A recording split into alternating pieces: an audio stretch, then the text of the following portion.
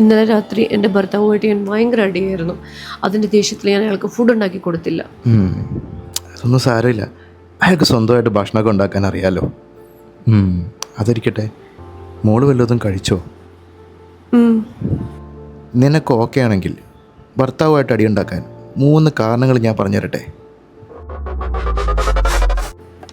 ഇന്നലെ നടന്ന ഫൈറ്റ് അയാൾ ഇപ്പോഴും മനസ്സിൽ വെച്ചേക്കാം.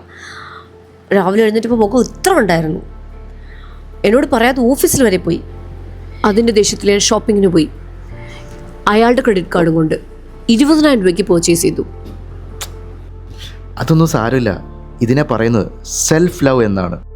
നിനക്ക് വേണമെങ്കിൽ കുറച്ചധികം ലക്ഷറി ബാഗുകളൊക്കെ വാങ്ങാമായിരുന്നല്ലോ. നിനക്ക് ഓക്കെ ആണെങ്കിൽ കുറച്ച് ലക്ഷറി ബാഗ്സിൻ്റെ സ്റ്റോഴ്സിൻ്റെ ലിസ്റ്റ് ഞാൻ നിനക്ക് ശരിയാക്കി തരട്ടെ. ആ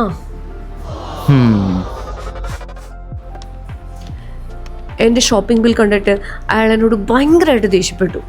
എനിക്ക് നല്ല ദേഷ്യം വന്നു. ഞാൻ അയാൾക്കിട്ട് നല്ലൊരു അടി കൊടുത്തു. അതിനെന്താ പ്രശ്നം?